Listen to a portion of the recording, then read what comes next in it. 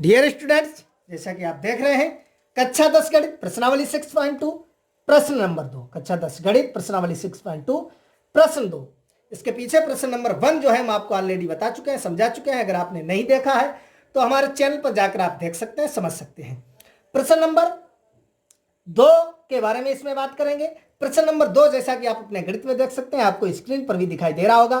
दिया गया है किसी त्रिभुज पी क्यू आर की भुजाएं पी क्यू और पी आर पर क्रमशः बिंदु ई और एफ स्थित हैं। निम्नलिखित में से प्रत्येक स्थिति के लिए बताइए कि क्या ई एफ समांतर क्यू आर, ई एफ समांतर क्यू आर। नीचे आपकी स्थितियां दी गई हैं, वो भी आपको दिखाते हैं, देखेंगे।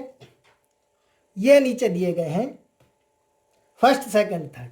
ये आपको प्रश्न नंबर 1 में मैंने अच्छी तरह से समझाया। प्रश्न नंबर 1 को आप अवश्य देखेंगे, तभी आप जो है समझ सकते हैं। मैंने बताया है कि आधारभूत समानुपातिका की प्रमेय जो होती है वो कहती है अगर आपका कोई एबीसी त्रिभुज है, मैंने उसमें जो है अच्छी तरह से आपको समझाया है, और इसमें आधारभूत समानुपातिका प्रमेय विलोम, उसका विलोम लगेगा। उसका विलोम भी मैंने प्रश्न नंबर 1 में बताया है, उसे आप भली बात वहां से देखेंगे। चलिए मैं यहां से भी आपको अच्छी तरह से दोबारा फिर बता देता हूं, लेकिन जो है आपको समझ में ना आए तो आप प्रश्न नंबर 1 में देख सकते हैं। गौर करें, यहां पर दिया गया है कोई भी आपकी त्रिभुज है। उदाहरण के तौर पर मैंने ये समझा दिया है, यहां से समझेंगे कि आपका ये ए बी सी त्रिभुज है। आधारभूत समानुपातिका की प्रमेय कहती है कि यदि आपकी ये कोई रेखा है डी ई, कि यदि VC जो है DE के समांतर है तो AD अपान DB बराबर AE अपान EC होगा। सही है, यह आधारभूत की प्रमेय कहती है। जो आपका प्रश्न नंबर फर्स्ट था वो इस पर आधारित था। प्रश्न नंबर सेकंड आपका इस पर आधारित है, इसी का विलोम है।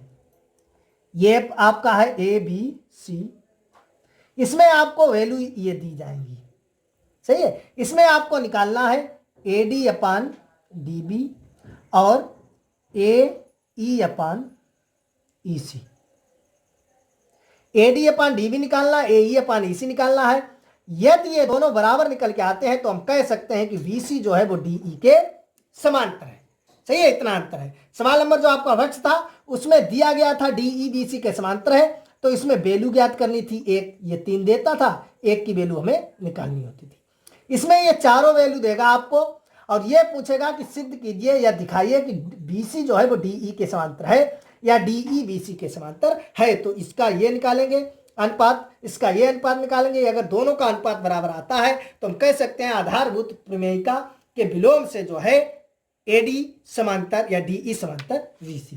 चलिए प्रश्न की तरफ गौर करते हैं, आपको अच्छी तरह से समझ में आ जाएगा। देखते हैं कि PQR एक त्रिभुज है। पहले फर्स्ट हम देखेंगे,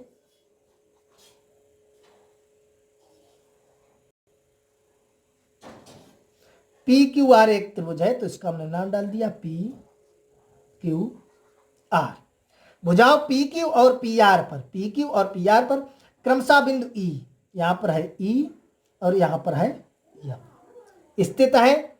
निम्नलिखित में से प्रत्येक के लिए बताइए कि EF समांतर QR। ये जो EF है ये QR के समांतर है या नहीं है। तो फर्स्ट मैंने देखा, फर्स्ट में देखेंगे PE आपका दिया गया है 3.9 सेंटीमीटर। सही है, और EQ आपका दिया गया है 3 सेंटीमीटर। PE आपका दिया गया है 3.6 सेंटीमीटर और FR या ER, हाँ ये E है, F है, सॉरी F है आपका, सही है। तो FR आपका दिया गया है 2.4 सेंटीमीटर। सही है, PQR ये आपका त्रिभुज है PQR, आप देख सकते हैं। E और F दो बिंदु है, ये आपकी दूरियां दी गई हैं। आपको दर्शाना है, दिखाना है कि EF जो है QR के समांतर है या नहीं है। तो देखिए यहां से निकालेंगे, मैंने आपको बताया था PE अपान EQ निकालिए, PE अपान EQ। तो PE अपान EQ जब निकालेंगे, PE आपका दिया गया है 3.9 और EQ आपका दिया गया है 3। अगर इसे काटेंगे तो आ जाएगा 1.3। अब आप PF अपान FR निकालिए, PF upon R. P F आपका दिया गया है 3.6 और एफ आर आपका दिया गया है 2.4। दशमलव से दशमलव हट जाएगा, ये 36/24 काटना चाहो तो 12 तिया 36, 12 दूनी 24 भाग देंगे तो आ जाएगा 1.5। पीई अपान यू की आपका आया है 1.3 और P F upon F are आपका आया है 1.5। आप देख सकते हैं। तो यहां से आप कह सकते हैं, चूंकि लिखेंगे PE upon E Q is not equal to P F upon F R. इसलिए क्या पूछा गया है कि D E F Q R के समांतर है, तो लिख दो इसलिए ई एफ क्यू आर के समांतर नहीं है। इसलिए ई एफ जो है क्यू आर के समांतर नहीं है, या ई एफ और क्यू आर आपस में जो है समांतर नहीं है। आई होप आपको अच्छी तरह से समझ में आ गया होगा। कहीं पर कोई डाउट है, समस्या है, कमेंट बॉक्स में हमें बता सकते हैं। देखेंगे सेकेंड की तरफ। सेकेंड आपका है, चित्र उसी प्रकार से बनेगा। पी क्यू आर, ये दो बिंदु हैं, ये है ई और ये आपका है एफ। सही है। इसमें आप देख सकते हैं पीई आपका दिया गया है 4 सेंटीमीटर, ई क्यू आपका दिया गया है 4.5 सेंटीमीटर, पी एफ आपका दिया गया 8 सेंटीमीटर और एफ आर आपका दिया गया है 9 सेंटीमीटर। तो यहां से वही करना है आपको, पहले निकालना है पीई अपान ई क्यू। तो पीई आपका है 4, ई क्यू आपका है 4.5। दशमलव हटेगा ऊपर 0 यानी 40/45 कट जाएगा। 5 अट्ठे 40, 5 नेम 45 यानी 8/9। अब आपको निकालना है P F upon F are. P F upon F are, P F आपका दिया गया 8, एफ आर आपका दिया गया 9। 8/9 ये भी आया है 8/9, तो यहां से लिख देंगे चूंकि पीई अपान ई क्यू बराबर P F upon F R, इसलिए ई एफ और क्यू आर समांतर हैं। इसलिए ई एफ और क्यू आर समांतर हैं, या शॉर्ट में लिख सकते हैं इसलिए ई एफ समांतर क्यू आर। चाहे तो भाषा में लिख दो ई एफ और क्यू आर समांतर हैं, चाहे शॉर्ट में लिख दो इसलिए ई एफ समांतर क्यू आर। आई होप आप समझ गए होंगे। देखेंगे थर्ड की तरफ। थर्ड आपका दिया गया है, वही चित्र बनाना है। पी क्यू आर, समझ रहे होंगे आप। ये दिया गया है ई और एफ दो बिंदु हैं, इसी प्रकार ये ई और ये एफ। सही है। इसमें पीई आपका पी क्यू यानी टोटल दिया गया है पी क्यू, ये दूरी यहां से यहां तक की ये दूरी दी गई है 1.28 सेंटीमीटर और पी आर ये टोटल दूरी दी गई है 2.56 सेंटीमीटर। सही है। तो यहां से देखेंगे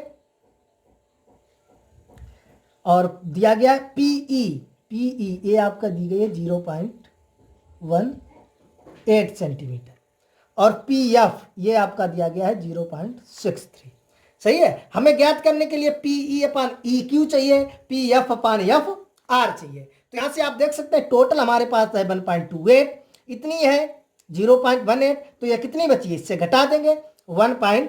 आप कहीं रफर कर लेंगे 1.28 से जब हम 0.18 को घटा देंगे तो 0.1 यानी 1.10 आ जाएगा।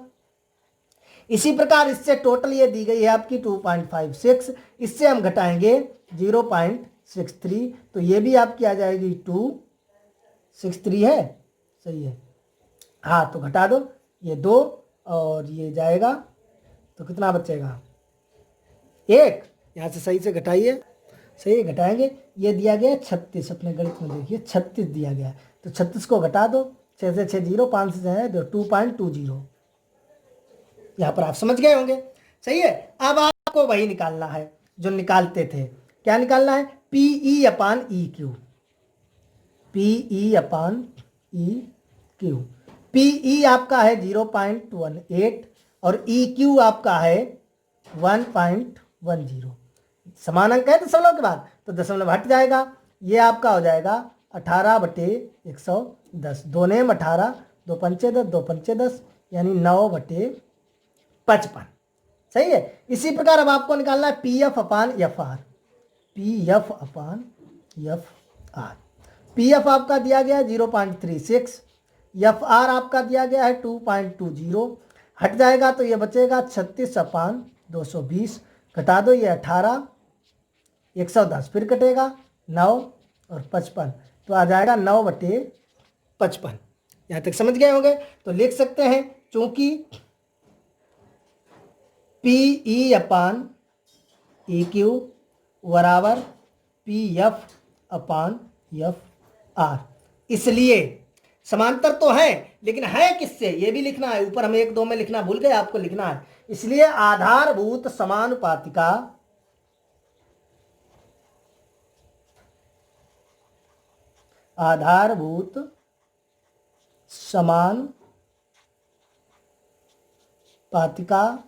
के विलोम से EF समांतर QR, या EF और QR समांतर है। ये आपको ऊपर दोनों में लिखना है। सही है। चलिए मैं दोबारा आपको फिर समझा देता हूं, आप देख लें। प्रश्न नंबर 2, जैसा कि आप देख रहे होंगे, आपके स्क्रीन पर भी दिखाई दे रहा होगा, अपने गणित में भी देख सकते हैं, ये स्थितियां दी गई। गौर करेंगे फर्स्ट की तरफ। फर्स्ट ये PQR बनाया त्रिभुज, E और F 2 बिंदु है। PE बराबर 3.9 दिया गया है, EQ बराबर 3, PF बराबर 3.6, FR बराबर 2.4। PE अपान EQ निकाला 1.3 निकला, और PF अपान FR निकाला 1.5 निकला। तो क्योंकि PE upon EQ is not equal to PF upon FR, इसलिए आधारभूत समानुपातिका प्रमेय के विलोम से, आधारभूत समानुपातिका प्रमेय के विलोम से लिखेंगे EF QR के समांतर नहीं है। यहां पर लिख देंगे आधारभूत समानुपातिका प्रमेय के विलोम से। सही है। EF जो है QR के समांतर नहीं है। सेकंड की तरफ गौर करेंगे। सेकंड आपकी ये बनाई, PE आपका 4 दिया गया है, EQ आपका 4.5, PF आपका 8 दिया गया, FR आपका 9। PE अपान EQ निकाला 8/9 निकल के आया, PF अपान FR निकाला 8/9 निकल के आया। लिखेंगे चूंकि PE अपान EQ बराबर PF अपान FR, इसलिए यहां पर लिखेंगे आधारभूत समानुपातिका प्रमेय के विलोम से EF और QR समांतर है। ये आपको अवश्य लिखना है, आधारभूत समानुपातिका प्रमेयों के विलोम से। थर्ड की तरफ गौर करेंगे। ये आपका दिया गया, थोड़ा ये चेंज है 1 और 2 से। इसमें ये टोटल दूरी आपकी दी गई है 1.28 और ये दी गई है 1.8, तो टोटल से ये घटा के हमने निकाली 1.10। इसी प्रकार ये टोटल दी गई है 2.56, ये दी गई है 0.36, घटाकर मैंने निकाल लिया 2.20। सही है। PE अपान EQ निकाला, ये हमारा निकल के आया है 9/55, और PF अपान FR निकाला, ये भी हमारा निकल के आया है 9/55। यहां पर हम लिख सकते हैं चूंकि PE अपान EQ बराबर PF अपान FR, इसलिए आधारभूत समानुपातिका प्रमेय के विलोम से FR समांतर QR या FR और QR समांतर है। आई होप आपको अच्छी तरह से समझ में आ गया होगा। कहीं पर कोई डाउट है, समस्या है, कमेंट बॉक्स में हमें बता सकते हैं। कहीं पर भी कोई समझ में किसी प्रकार की कोई भी समस्या है तो कमेंट बॉक्स में हमें बता सकते हैं। मैं पुनः आपको समझाने की कोशिश करूंगा। वैसे मैंने पूरी कोशिश की है कि आपको अच्छी तरह से समझ में आ जाए। इस वीडियो में इतना ही, मिलेंगे नेक्स्ट वीडियो में कक्षा 10 गणित प्रश्नावली 6.2 प्रश्न नंबर 3 के साथ।